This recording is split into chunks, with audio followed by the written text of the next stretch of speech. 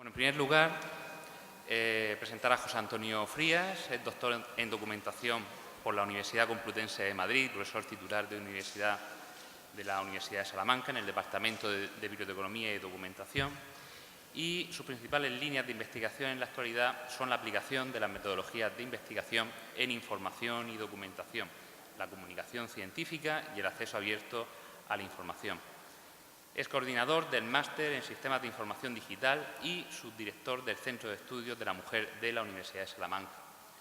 Presenta el trabajo elaborado conjuntamente con Ruth Villalba, titulado La ética de la publicación científica en las recomendaciones a los autores de las revistas españolas de ciencias sociales.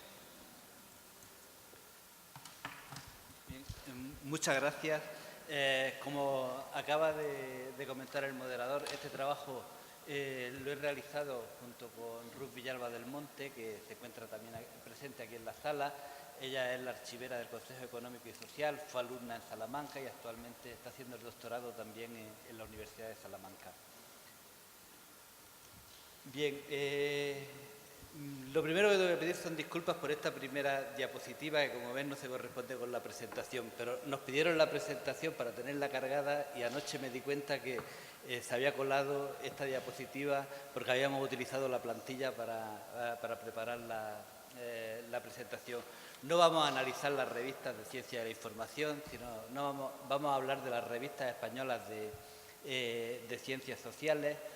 Y lo que pretendemos, lo que nos propusimos al preparar este trabajo fue conocer de manera exploratoria, sobre todo, qué información es la que ofrecen las revistas españolas de ciencias sociales a los autores, a las personas que están interesadas en publicar en estas revistas, información que está relacionada con la ética o con las obligaciones éticas de los distintos agentes que tienen alguna función en el proceso de publicación científica, de comunicación científica. La muestra con la que hemos trabajado, el criterio para seleccionar la muestra fue buscar las revistas que habían estado en el primer cuartil de INRED durante el periodo de 2000-2010. Es decir, revistas que en algunos de estos años al menos habían estado en INRED en el primer cuartil. La respuesta fue de un total de 229 títulos. Aquí aparecen las disciplinas, se ve claramente cómo las disciplinas más representadas pues son la economía, la educación, seguidas de la psicología, etcétera. Aquí aparece el número de revistas por disciplina. Posteriormente, de esas 229 títulos de revistas, buscamos cuántas tenían página web y normas de publicación a las que se podía acceder en línea. Solo 160 de los 229 títulos, bueno, o 160, tenían página web. Estuvimos buscando las versiones impresas del resto, pero tengo que comentar que finalmente en este trabajo nos hemos limitado a las 160 revistas que tienen página web, porque nos faltaba alguna que no pudimos localizar, y aunque este trabajo se enmarca en un proyecto de mayor magnitud y vamos a trabajar también con el resto de las revistas, los datos que vamos a dar ahora se refieren a las 160 revistas de ciencias sociales que tienen página web y que en la página web contienen información dirigida a los autores que pueden estar interesados en publicar en esas revistas. De estas 160 revistas hay que decir que 118 hacen mención a cuestiones, aspectos que están relacionados con la ética de la publicación científica en líneas generales, y 42 de ellas se limitan a dar únicamente información a los autores sobre los aspectos formales que tienen que tener en cuenta a la hora de presentar los trabajos. Después de una revisión, de una lectura, sobre todo de las distintas normas, directrices que han publicado las asociaciones de editores de revistas científicas, la bibliografía, pues establecimos una serie de aspectos que son los que hemos analizado. Yo creo que ni siquiera los podemos denominar indicadores. Sobre todo, tratamos de ver qué indicaciones se daban pues, relacionadas con la política editorial, que tenían que ver con la ética de la publicación, con la autoría, el proceso de revisión por pares y el fraude, el plagio, es decir, aquella falta ética en la publicación de artículos científicos. Bien, no vamos a dar porcentajes, yo creo que eso tiene un interés relativo, me voy a limitar a comentar muy rápidamente porque no disponemos de más tiempo. Los principales resultados que obtuvimos y alguna reflexión a la que nos han llevado estos resultados. Con respecto a la política editorial, básicamente los comentarios que nos hemos encontrado que tienen que ver con las obligaciones éticas que debe tener el director de una revista o el equipo editorial de una revista científica, pues han sido fundamentalmente referencias al director, a las funciones de los distintos agentes, referencia a la libertad editorial del director, criterios de los directores para seleccionar los artículos. En general, no recogen información relevante sobre la política editorial de las revistas. Es un aspecto del que se dice muy poco en las revistas. Hay algunas excepciones, como esta revista de Psicología de la Salud, donde literalmente, y aquí hemos hecho una cita literal, dice: una valoración positiva del trabajo por parte de los revisores no garantizará la publicación del mismo. Esta decisión será tomada por el director en función de las prioridades editoriales del momento. Es decir, este tipo de informaciones no aparece. Es decir, al final, por ejemplo, en este aspecto no queda claro si la decisión de publicar el artículo va a depender únicamente de la decisión de los revisores o si finalmente, como suele ocurrir en la mayor parte de los casos, es el director quien, teniendo en cuenta los informes recibidos de los árbitros, decide que se publica el artículo. Con respecto a la autoría, pues tratamos de ver qué referencias se hacía, si aparecían criterios sobre quiénes se podían considerar autores en el trabajo, en qué orden se deben de citar los autores, el nombre de los autores, las investigaciones colectivas. Solo de las 118, solo 23 revistas recogen indicaciones relativas a la autoría de los artículos en las instrucciones en general. No se han encontrado indicaciones sobre el orden en que deben aparecer los nombres de los autores de los artículos, por ejemplo.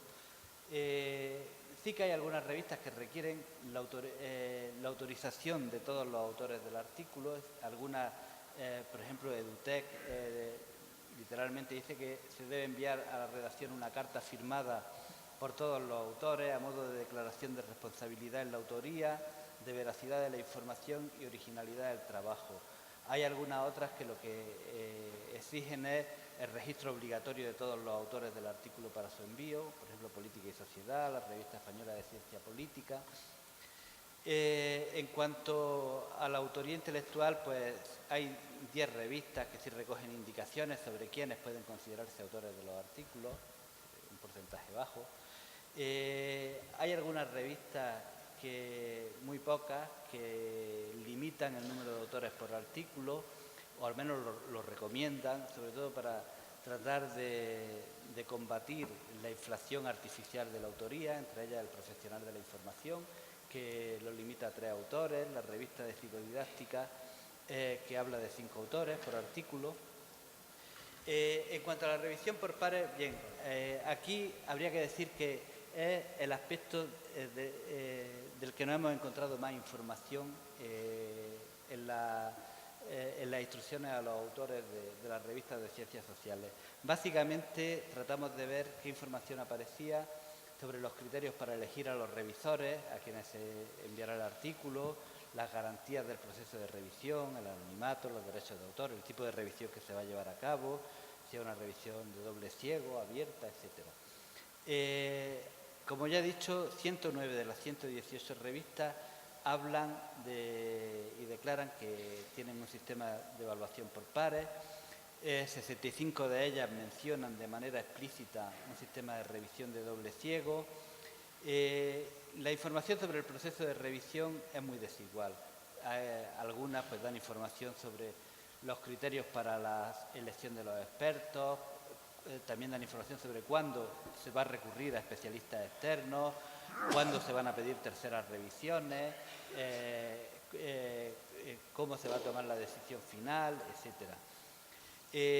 Con respecto al anonimato, pues todas las revistas que mencionan el doble ciego señalan la necesidad del anonimato del autor. 6 de ellas especifican el proceso de anonimización del manuscrito, hablan explícitamente pues, de que se deben de eliminar las referencias del autor, la autocita, etcétera. También aquí nos hemos encontrado cuando algunas indicaciones a los autores que en realidad estaban condicionadas por el proceso de revisión. Por ejemplo, algunas revistas indican que no se deben de incluir autocitas en los artículos porque eso podía tener algún sesgo en el proceso de revisión por pares. En cuanto a lo que hemos denominado falta ética, fraude, plagio, fabricación de datos, falsificación de datos, etcétera, hemos distinguido varios aspectos. Con respecto a la publicación duplicada, pues 65 revistas, casi el 50% aproximadamente, explícitamente requieren que la publicación no esté duplicada o que el artículo no esté siendo sometido a otro proceso de revisión. Con respecto al plagio, nos sorprendió que solo 14 revistas aluden directamente al plagio. 4 de ellas mencionan directamente el uso del programa Crosscheck como paso previo para la revisión del artículo, para detectar posibles plagios en el texto, en el manuscrito que recibe la revista. Algunas revistas informan sobre la difusión pública de la información sobre los plagios detectados, un poco en plan de amenaza a los autores que se puedan ver tentados por cometer el plagio, etcétera. Concluyendo, podríamos decir que, en primer lugar, las recomendaciones sobre la ética de la publicación científica aparecen dispersas en distintos lugares de la revista y sin normalización alguna. Aunque en principio nuestra intención era limitarnos a las instrucciones a los autores, esto en las revistas impresas es muy evidente, es decir, hay una sección que suele tener ese epígrafe.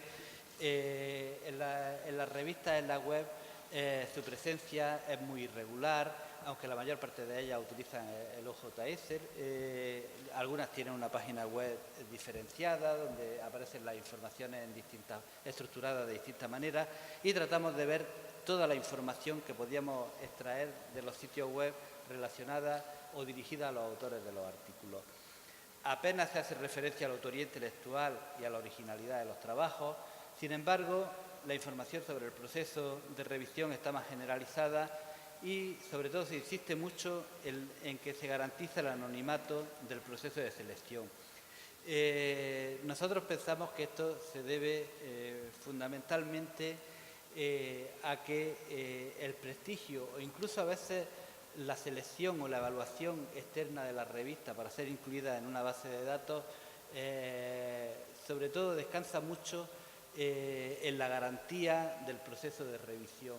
De ahí que la mayor parte de la información, se insiste mucho y se da información a veces muy detallada de cómo se va a llevar a cabo el proceso de revisión por pares, y sin embargo no se da información sobre aspectos muy importantes, como hemos comentado, sobre la autoría del trabajo, el plagio, la originalidad, etcétera, etcétera. En definitiva, sería aconsejable que las revistas incluyesen más información sobre las obligaciones éticas de todos los agentes implicados en el proceso de publicación científica. Bien, y lo dejo aquí y luego en el debate, si alguien tiene interés en conocer algún dato más, podemos seguir hablando sobre el tema.